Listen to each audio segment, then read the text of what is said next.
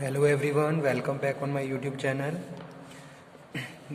Industrial law में जो हमारा टॉपिक चल रहा है act the employ state insurance act 1948, जिसमें हमने प्रीवियस वीडियो लेक्चर्स में इसके बहुत सारे टॉपिक्स कवर कर लिए हैं।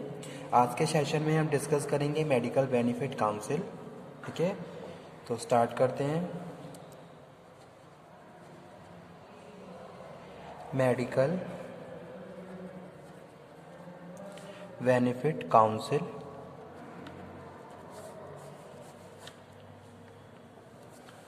ओके। तो जो सेंट्रल गवर्नमेंट है ये कंस्टिट्यूट करती है, central government constitute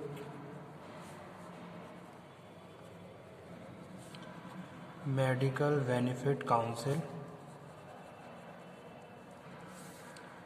Okay, so the central government shall constitute a medical benefit council. It shall consist of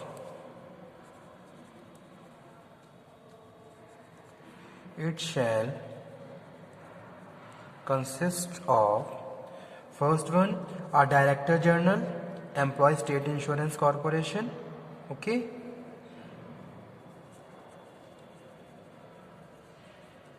director general,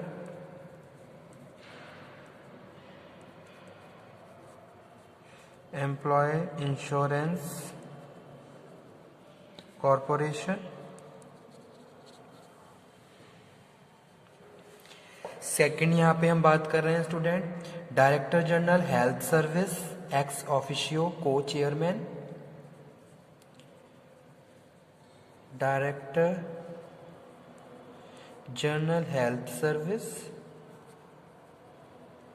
okay, ex officio को चेयरमैन। थर्ड यहाँ पे स्टूडेंट हम बात कर रहे हैं मेडिकल बेनिफिट काउंसिल में, the medical commissioner of corporation,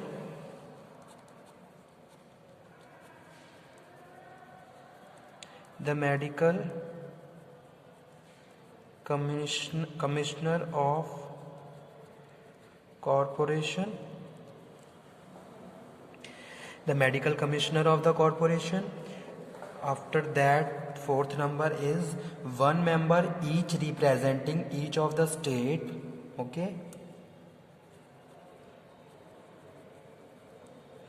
one member each representing each of state other than union territories in which this act is in force to be nominated by the state government concerned. After that, next one is 3 member each representing employees medical profession consisting of not less than one woman to be nominated by the central government in consultation with their recognized organization. Okay, उसके बाद next हम बात कर रहे हैं term of office of member of medical benefit council, of medical benefit council, section 10 subsection 2, term of office of member of medical benefit council section. The term of office of a member of the medical benefit council shall be 4 years from the date on which his nomination is notified. Okay, the director general health service, deputy director general health service, medical commissioner and the representative of the state government shall hold office during the pleasure of the government appointing them. Okay, so these are the term of office of member of the medical benefit council. So no need of written here.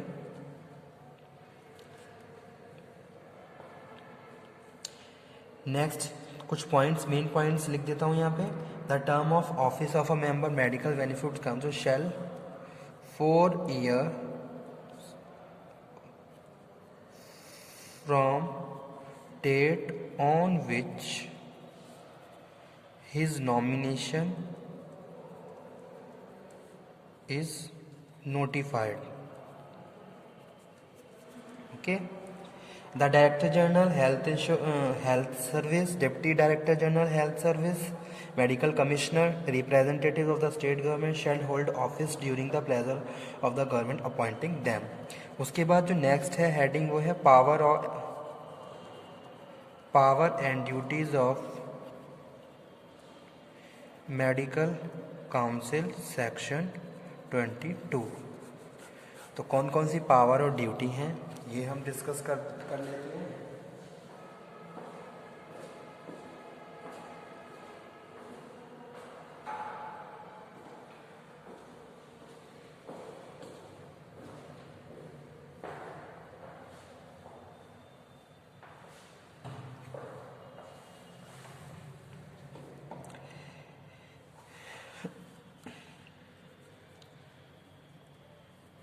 Medical benefit council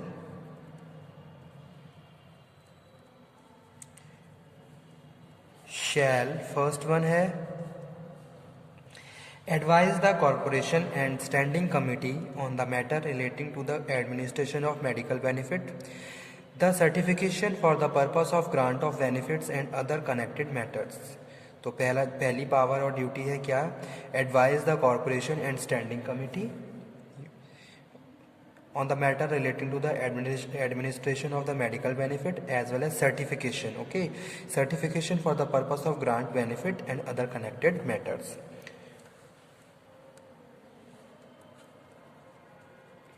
Advise and matter related to benefit and certification and other connected matter.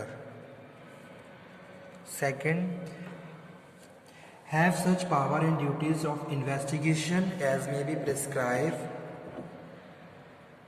Investigation power has Medical Benefit Council.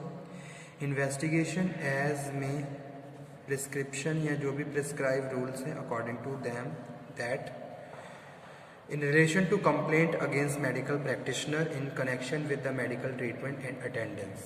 Okay, third one यहाँ पे हम बात कर रहे हैं perform such other duties in connection with medical treatment,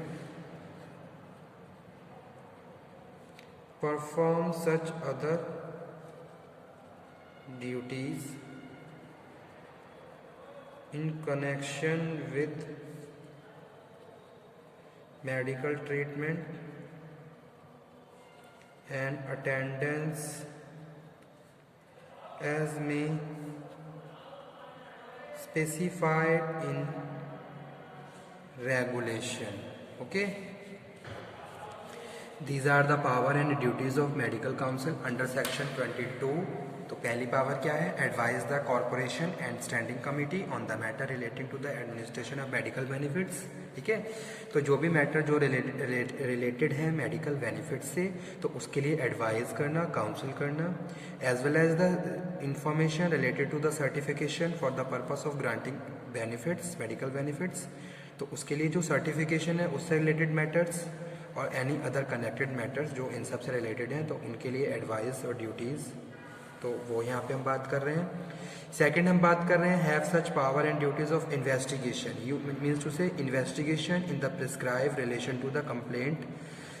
कोई भी medical practitioner है उसने कोई कंप्लेंट की है तो उसका इन्वेस्टिगेशन जो किससे रिलेटेड है, मेडिकल ट्रीटमेंट से रिलेटेड है, अटेंडेंस से रिलेटेड है, तो उसका इन्वेस्टिगेशन करना, इवेल्युएशन करना, तो that power has medical benefit council. Third one हम बात कर रहे हैं perform such other duties in connection with the medical treatment, okay, and attendance as may be specified in the regulation. So these are the power and duty of medical council under section 22.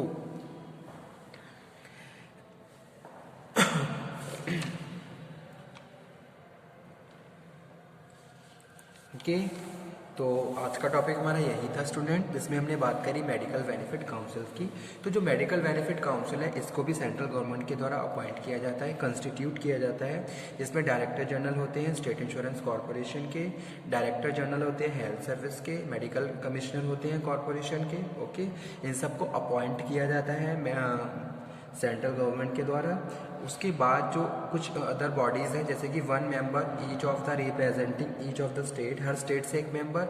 Other than अगर union territories की बात कर रहे हैं इन this act, जहाँ पे ये act apply हो रहा है, तो वो भी नॉमिनेटेड किए जाते हैं स्टेट गवर्नमेंट के द्वारा। ओके, उसके बाद 3 member of each representing employer shall, ठीक है, एम्प्लॉयर्स एम्प्लॉय मेडिकल प्रोफेशन, ठीक है, यानी कि 3 मेंबर किसके अकॉर्डिंग होंगे, जो रिप्रेजेंट कर रहेंगे एम्प्लॉयर को, एम्प्लॉयज़ को और मेडिकल प्रोफेशन को, consisting of not less than 1 women to be nominated by the central government in the consultation with their recognized organization. Okay, तो ये थे मेडिकल बेनिफिट काउंसिल। उसके बाद कुछ prescribe duties, power and duties जो हम already discuss कर चुके हैं। उस मिड में मैंने बताया था term of office of member of medical council, तो उनका क्या टर्म रहता है। तो इनका जो टर्म है, the term of office of a member of the medical council shall 4 years। Okay, यानी कि जो भी उनका नॉमिनेशन नोटिफाइड है उसके 4 साल का इनका टर्म रहता है। The director general health service, deputy general health service, medical commissioner और the representative of the state government shall hold office during the pleasure of the government appointing them. ठीक है, गवर्नमेंट ने जो अपॉइंट किया है उसके हिसाब से उनको अपॉइंट किया जाता है। तो यही था हमारा आज का टॉपिक जिसमें हमने डिस्कस किया। Okay, thank you very much. Next lecture में हम डिस्कस करेंगे किसके बारे में, contribution. Okay, contribution under state insurance act 1948 जो सेक्शन 39 में आता है। तो ये टॉपिक हम अपने नेक्स्ट लेक्चर में डिस्कस करेंगे।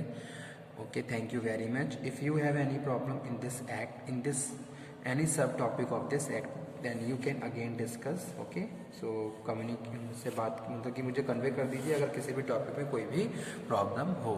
Okay, thank you very much.